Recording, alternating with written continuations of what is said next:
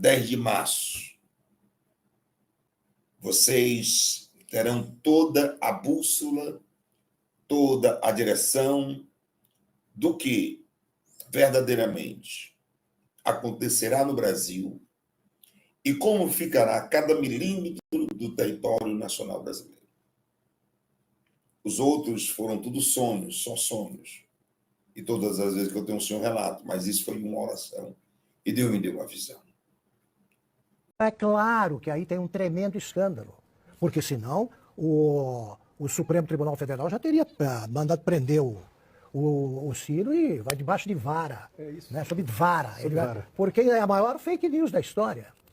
Ou o Ciro está certo, ou está errado. Eu sou mais o Ciro. Ele faz a denúncia, apresenta detalhes. Agora, os bancos lá atrás de papéis desses são chamados papéis podres. Você nunca vai receber. Porque, de repente, os bancos se interessam, os amigos se interessam. Aí você tem todas as evidências de crime e, de novo, os que nos acompanham são testemunhas. A imprensa não noticia ou ainda é capaz de acusar o Ciro Gomes. Fake news, Augusto. Fake news do Ciro Gomes. Como é que o senhor foi ministro do Lula? Então, pois bem, também por ter sido ministro, ele conhece bem o Lula. E não fez só essa denúncia, não. Agora, essa aqui, olha, nós queremos saber. Nós queremos que eles se expliquem. E vamos atrás. E vai se cumprir até o dia 10 de março. Até o dia 10 de março se cumpre. Você está dizendo que até o dia 10 de março se cumpre.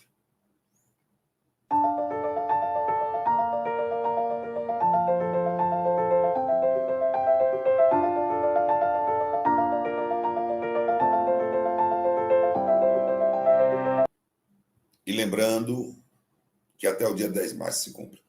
De repente, o Lula resolve pagar tudo de uma vez só, numa hora que falta dinheiro para tudo, aumenta imposto para cá, faz o diabo, porque o país está com um buraco nas contas gigantesco, o maior da história. O que acontece? No dia seguinte, que o Lula resolve pagar de uma tacada só, eu estranhei e fui investigar. Sabe o que eu descobri? Aqui está o maior escândalo da história brasileira. Pelos valores envolvidos, volto a dizer, 93 bilhões de reais, nós estamos chegando a um escândalo cujos valores envolvidos é maior do que o mensalão e maior do que o petrolão. Então vamos lá. Terminou o ano de 2023, tinha uma conta de 93 bilhões para pagar, só que o Bolsonaro, via Supremo Tribunal Federal e via Congresso Nacional, não pagou.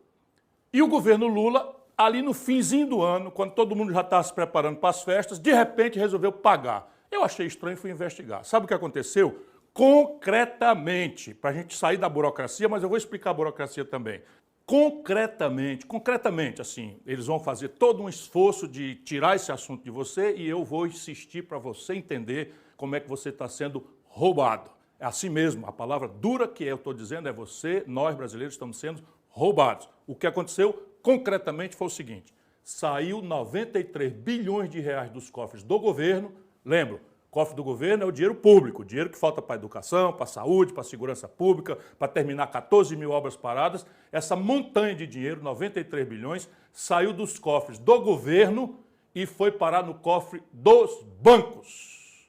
É assim mesmo, se a gente pintasse o dinheiro e seguisse, ele saiu do cofre do governo e foi parar no cofre dos bancos. Como assim? Aí vem todo o processo burocrático que, na verdade, é uma espécie de disfarce para acobertar, talvez, aquilo que eu vou repetir, seja a maior falcatrua da história. Pelos valores envolvidos, repito novamente, mensalão, petrolão, não dá 20, 30 bilhões de reais. Aqui nós estamos falando de, pelo menos, metade dos 93 bilhões. Agora eu vou explicar concretamente. O que aconteceu? Você, brasileiro, que tem um direito contra o governo, porque foi lesado pela Previdência, ou você que é um empresário que não pagar a fatura, não fizer a correção, você entra na Justiça. Passa 5, 6, 7, 8 anos e a Justiça finalmente lhe dá ganho de causa.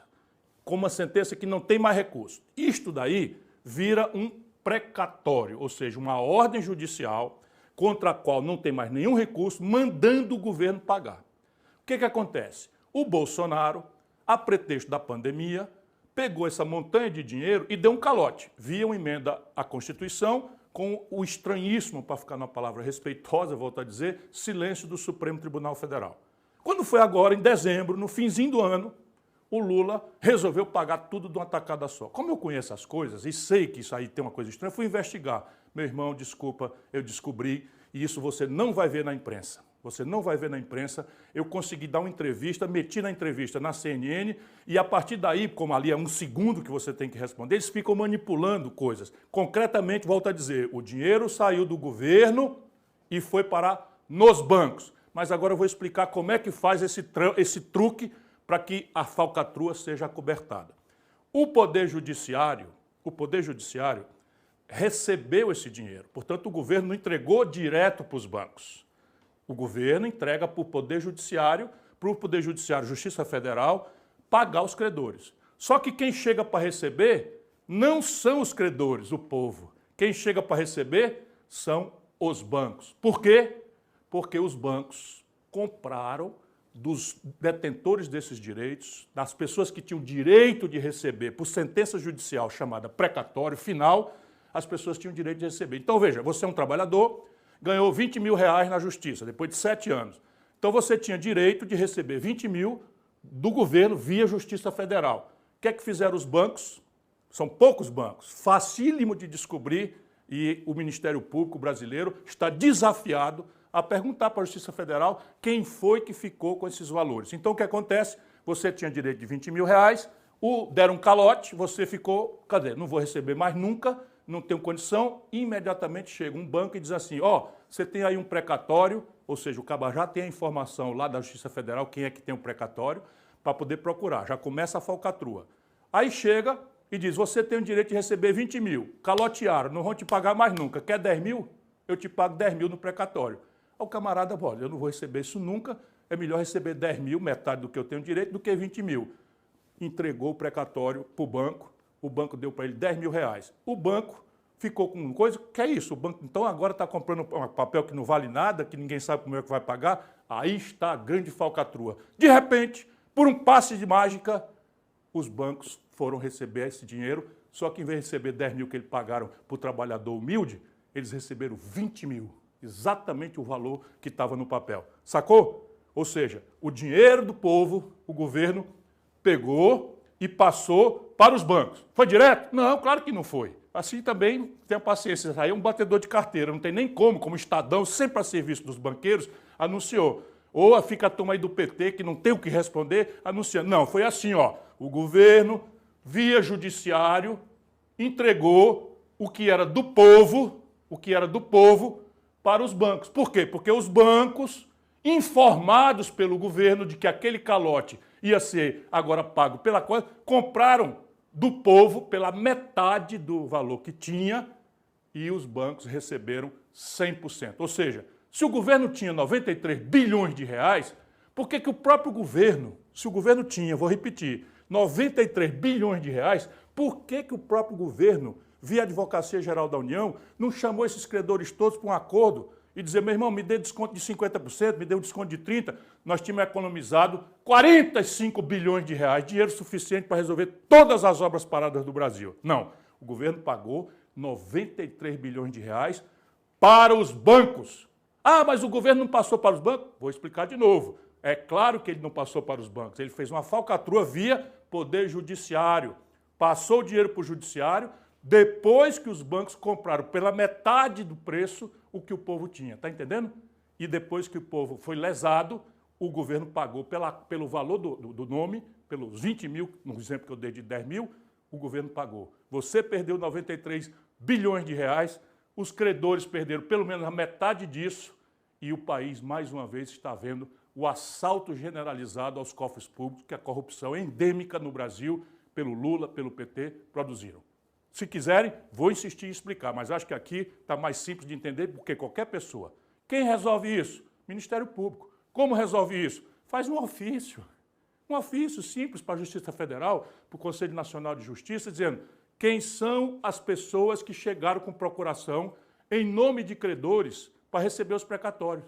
Aí você vai achar que dia os precatórios que não valiam nada passaram a valer ouro. No dia que o governo Lula anunciou que ia pagar tudo. Só que ele, quando anuncia publicamente, os bancos já tinham comprado, tendo claramente informação privilegiada.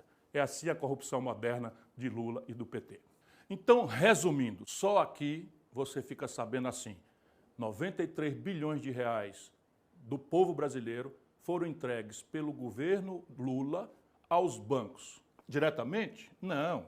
É claro que eles montaram um esquema para disfarçar isso. Ninguém faz corrupção passando nota fiscal. O que é que eles fizeram?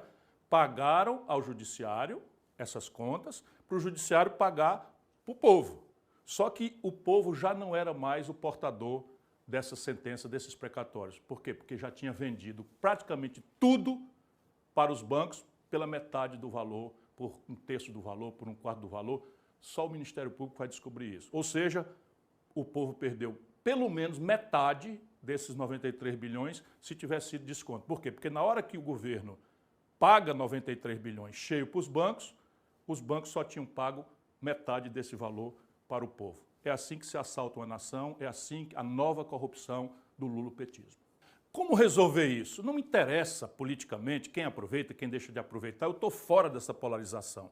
O que eu estou é dando sequência a uma luta de vida contra a corrupção que causa miséria, pobreza, violência e que, infelizmente, é um grande câncer na vida brasileira de forma impune. Todo mundo está vendo. Então, como é que resolve? É simples. O Ministério Público Federal, dado que isso é um assunto da Justiça Federal e do Governo Federal, faz um simples ofício para a Justiça Federal, para o CNJ, para o STJ, e pergunta, simplesmente, quem foi que compareceu com a procuração em nome de terceiros para receber o valor dos precatórios.